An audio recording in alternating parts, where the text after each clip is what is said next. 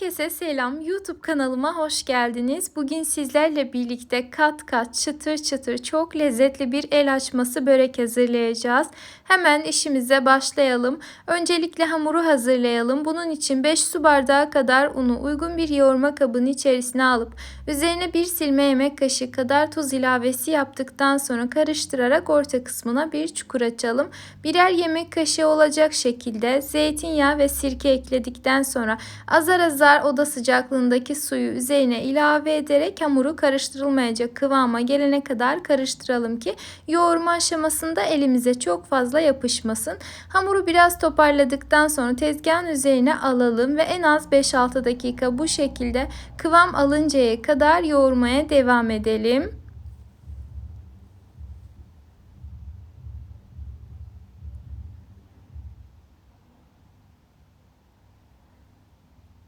Hamurumuzu hazırladıktan sonra altına ve üzerine bolca un serpiştirerek merdane yardımıyla uzunluğuna olacak şekilde açalım.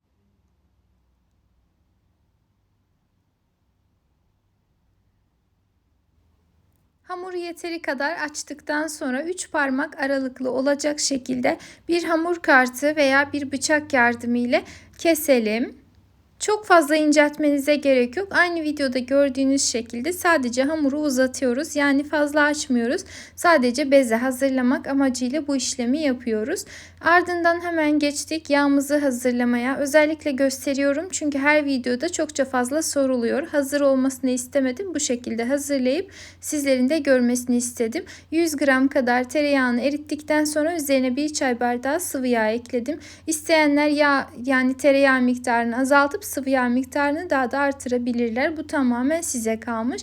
Ve bir tepsiyi uygun bir şekilde her tarafını güzelce yağladıktan sonra üzerine hamurları yerleştiriyorum. Her tarafının yağlanmış olmasına özellikle dikkat edelim. İlk aşamada hamurlar birbirine çok fazla temas etmezse daha da iyi olur ki üzeri tamamen önce yağlanmış olsun. Ardından yağ üzerine güzelce gezdirip fırça yardımıyla her tarafına sürelim ki dinlenme aşamasında birbirlerine yapışmasınlar. Daha sonrasında yani yağladıktan sonra hamurlar birbirine çok fazla yakında durabilirler. Hatta üst üste de koyabilirsiniz. Hiç fark etmez, zaten yapışmayacaktır. Bu şekilde tamamını hazırlayıp tepsimizin içerisine aldıktan sonra yağın içerisinde en az 30 dakika boyunca oda sıcaklığında dinlendirelim. Ve hemen peşinden hiç beklemeden geçelim iç harcımızı hazırlamaya. Bunun için 2 yemek kaşığı kadar sıvı yağ veya zeytinyağı uygun bir tencereye alarak üzerine 1 adet yemeklik olacak şekilde doğradığımız kuru soğanı ekleyip üstüne de çok az miktarda tuz ekleyelim ki soğanlar diriliğini çabucak kaybetsin.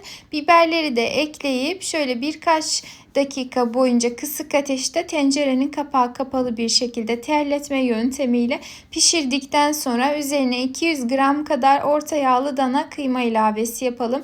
Kıyma eklemeden de sadece biber, soğan ve patatesle de hazırlayabilirsiniz veya patatesi çıkartabilirsiniz, biberi çıkartabilirsiniz. Yani tamamen kendi damak zevkinize göre uyarlayabileceğiniz bir iç harcı olacaktır ama bu malzemelerin tamamını bir araya getirdiğinizde de gerçekten çok lezzetli bir iç harcı olmuş oluyor. Mutlaka deneyin derim. Kıymayı kavurup tencerenin kapağını kapatarak 2-3 dakika pişmesini sağladıktan sonra üzerine 2 adet rendelenmiş patates ilavesi yapıyorum. Baharat olarak ise ben tuz, tatlı toz biber, karabiber ve de kekik kullandım. Eğer sevdiğiniz, yakıştırdığınız farklı baharatlar var ise onları da tercih edebilirsiniz. Yani ilave, ekleme veya çıkarma yapabilirsiniz. Tamamen size kalmış. Tencerenin kapağı kapalı bir şekilde birkaç dakika boyunca patateslerin tamamen yumuşamasını bekledikten sonra iç harcımız artık hazır olmuş durumda. Hemen bir kenarda soğumaya bırakıp geçelim artık hamurlarımızı açmaya. Öncelikle bir tanesini oklavanın üzerine alalım ve elimizle genişletmeye başlayalım. Aynı videoda gördüğünüz şekilde oklavadan destek alarak yavaş yavaş uzatalım. Hamuru biraz yani yeteri kadar uzatıp incelttikten sonra artık genişletmeye başlayalım.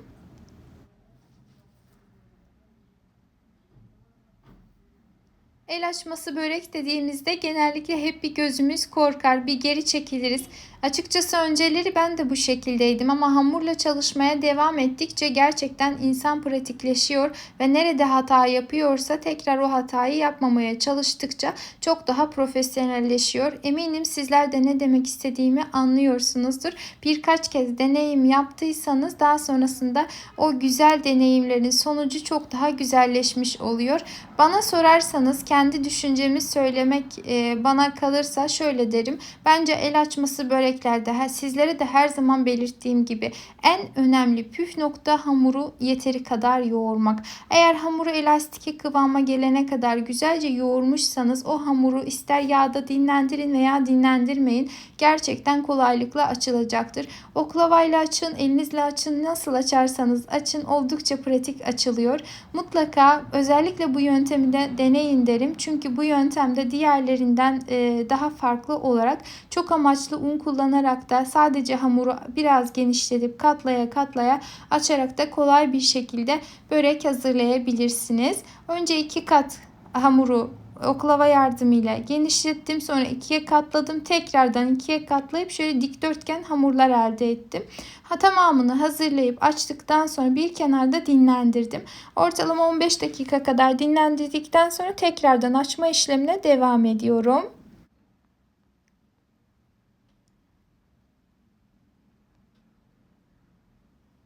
Hamuru olabildiğince incelttikten sonra üzerine iç harcından yerleştirip rulo haline getirelim.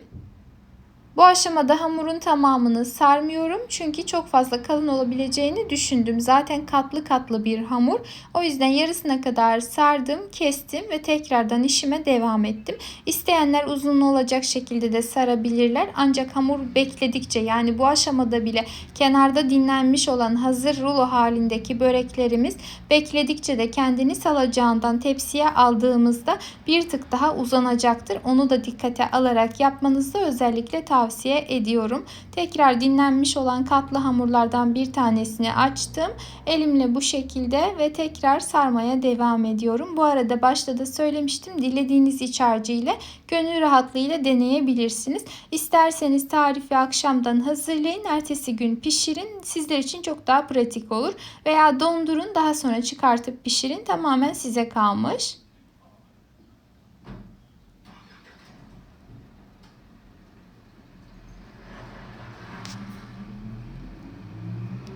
Bu arada eğer videomu buraya kadar izlediyseniz beni hangi ülke veya şehirlerden izlediğinizi yorum kısmında belirtirseniz çok çok sevinirim. Şimdiden değerli yorum ve beğenileriniz için hepinize ayrı ayrılıkta teşekkür ediyorum.